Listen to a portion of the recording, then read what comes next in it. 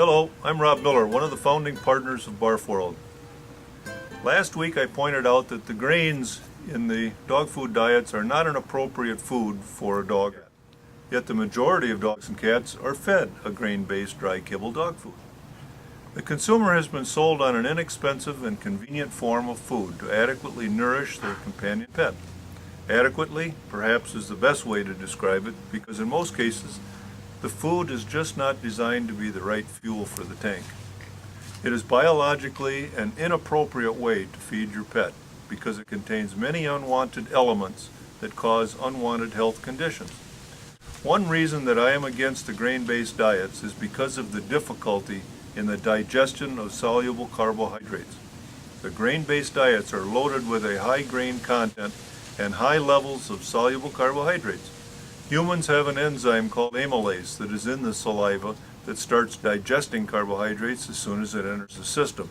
But dogs don't have this enzyme, so they don't start to digest any carbohydrates until it reaches the stomach, and where the majority of the digestion happens, in the small intestine.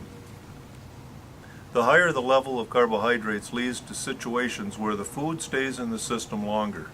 This gives it time to ferment and build up gas and a high level of toxins. It can actually stay in the system for 8 to 12 hours compared to eating a raw meat diet that is digested half the time. The advantage thus gained by the raw diet is that it limits the amount of time that any possible bacteria may be exposed to the system. The significant result is that the stomach pH is one of the most important barriers in salmonella resistance. It is interesting to note then that a dog's digestive system can handle exposure to salmonella without showing signs of distress or discomfort. Feeding a raw meat diet to dogs and cats are Mother Nature's choice. In order to feed the diets safely, we recommend that proper hygiene be followed to greatly minimize any risk of infection. Food should be stored in the freezer and thawed in the refrigerator.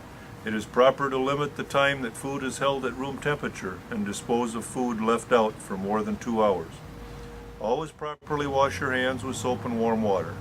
Using these precautions will ensure safe feeding practices when handling a raw food diet. Thank you.